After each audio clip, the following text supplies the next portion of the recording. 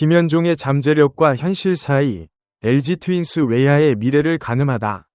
이 글은 공개된 지표와 알려진 사실을 바탕으로 한 개인적 관점의 분석이며 공식 구단 입장이나 확정된 정보가 아닙니다. 1. 기대라는 이름의 무게. KBO 드래프트에서 특정 선수에게 붙는 수식어는 때로 그 선수의 실제 성장보다 훨씬 빠르게 달린다. 김현종의 경우도 마찬가지다. 염경엽 감독의 차세대 주전 외야수 픽이라는 표현은 단순한 칭찬이 아니라 구단이 이 선수에게 부여한 중장기 설계도의 일부다. 그러나 한 가지 분명히 해야 할 점이 있다. 기대는 잠재력의 반영이지 완성의 증거가 아니다. 2024년 드래프트에서 LG 트윈스는 트레이드로 1라운드 지명권이 없는 상태였고 실질적 첫 지명인 2라운드 픽으로 김현종을 선택했다. 이 선택 자체가 구단의 판단을 반영하지만 동시에 그 기대가 얼마나 현실로 연결되는지는 앞으로 수년에 걸쳐 판단될 문제다. 2. 내야수에서 외야수로 전환이 남긴 흔적. 김현종은 고교 2학년까지 내야수로 활동했다. 외야수로의 전환은 단순한 포지션 이동이 아니다. 야와 외야는 수비 기술 체계 자체가 다르다. 내야는 반응 속도와 짧은 거리의 정확도를 요구하는 반면 외야는 타구 방향 예측, 먼 거리 이동, 타구 낙하 지점 계산, 벽 앞 처리 등 더 많은 상황 판단이 필요하다. 인천고 2학년 시절 타율 .387 과 2홈런, 3학년 때 .373 과 3홈런이라는 수치는 타격 측면에서 인상적이지만 이는 고교 수준의 기록이다. 전향 외야수가 프로 무대에서 수비 안정성을 확보하는 데는 일반적으로 2에서 3년의 실전 시간이 필요하다는 점을 감안하면 현재 프로 3년차인 김현종은 바로 그 임계점에 위치해 있다. 흥미로운 것은 1년 유급 이력이다. 원래 동기들보다 1년 늦게 드래프트에 참가했지만 그 시간 동안 포지션 전환에 적은 기를 보냈을 가능성이 있다. 보도에서는 이 유급 기간이 단순한 유예가 아니라 전향 후 집중 훈련의 시간이었을 수도 있다는 점이 충분히 다뤄지지 않는다. 3. 2026년 퓨처스 지표, 숫자가 말하는 것과 말하지 않는 것. 현재까지 김현종의 2026 퓨처스 성적은 23경기 타율 254, OPS 594, 도루 23개, 삼진 15개, 볼넷 6개다. 이 숫자들을 하나씩 분리해서 보면 단순히 평균적인 2군 선수처럼 보일 수 있다. 그러나 구체적인 맥락 속에서 각 지표는 다른 신호를 보낸다. 타율 254, 전년도 퓨처스 .311보다 낮아 아쉬운 출발처럼 보이지만 3월 2경기 9타수 1안타 라는 극히 적은 표본이 수치를 눌러놓고 있다. 4월만 보면 42타수 11안타로 262, 5월에는 12타수 4안타로 .333까지 회복하는 흐름이다. 즉, 시즌 초반의 부진이 전체 타율을 낮추고 있는 구조다.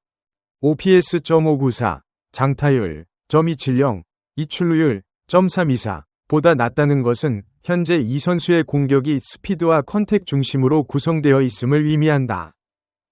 홈런 연계라는 수치도 여기에 포함된다.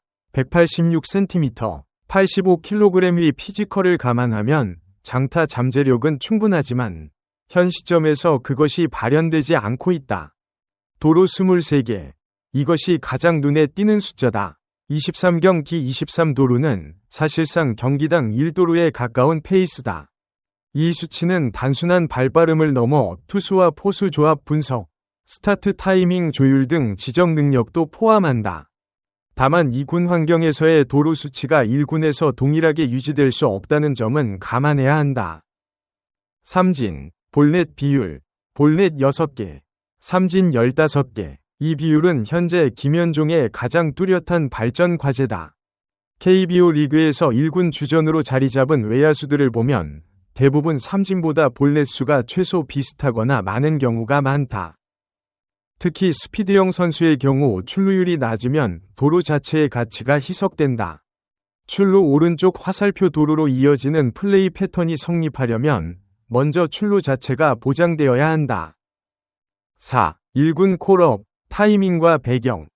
5월 12일 시즌 첫 콜업은 순수한 실력 평가만의 결과가 아니다. 문성주와 최원영이 부상으로 이탈한 상황이 변수로 작용했다. 이는 콜업의 의미를 축소시키는 것이 아니라 콜업이 주어진 맥락을 정확히 이해하는 데 필요한 정보다. 현재 1군에서는 송찬희와 이재원이 부상자 공백을 채우고 있어 김현종에게 가는 실전 기회는 제한적이다. 콜업 후 3경기 대타 투입, 3타수 1안타라는 수치는 통계적으로 의미 있는 표본이 아니다. 그러나 1군 분위기 적응, 타석 상황 경험, 벤치에서의 경기 흐름 파악 등 수치 외적인 수확은 분명히 존재한다. 프로 3년차 시즌에 1군 대타로 출전한다는 것 자체는 결코 늦은 성장이 아니다.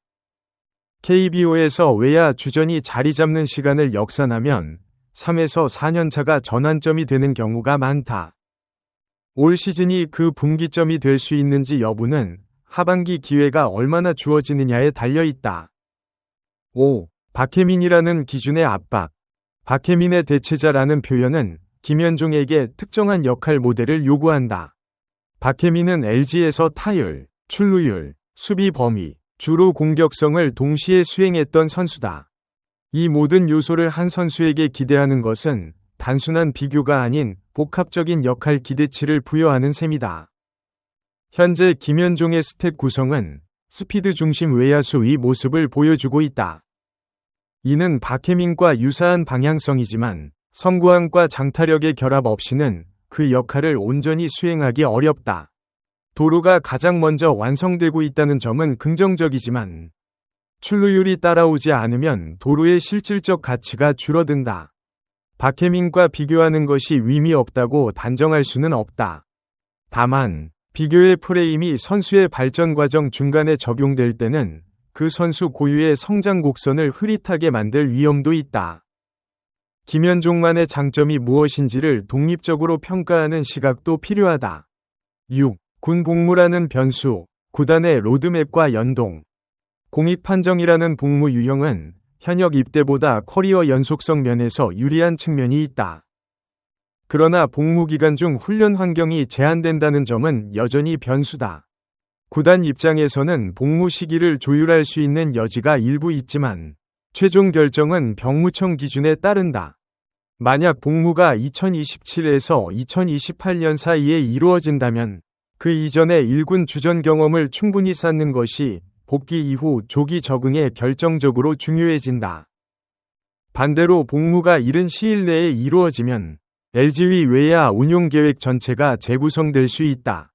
이 변수는 보도에서 단 한 줄로 언급되지만 실제로는 LG 구단의 향후 3에서 5년 외야 설계에서 가장 중요한 비선형 변수 중 하나다.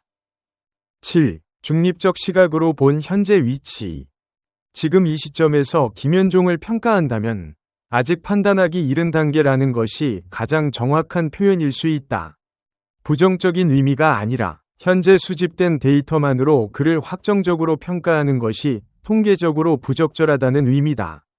긍정적 신호, 도루 능력의 실증, 월별 타율 상승 흐름, 1군 콜업, 피지컬 기반의 잠재 장타력, 관찰이 필요한 부분, 삼진, 볼넷 비율, 1군 투수 대상 적응력, 수비 안정성 지표의 부재, 장타율의 낮은 수치, 열린 변수, 군 복무 시기, 경쟁 포지션 선수들의 부상 여부, 감독 운용 철학의 변화, 마치며 프로야구에서 차세대 주전이라는 표현이 실제로 성립되려면 그 선수가 두세 시즌에 걸쳐 일관된 생산성과 적응력을 보여주어야 한다. 김현종은 지금 그 증명의 초입에 있다.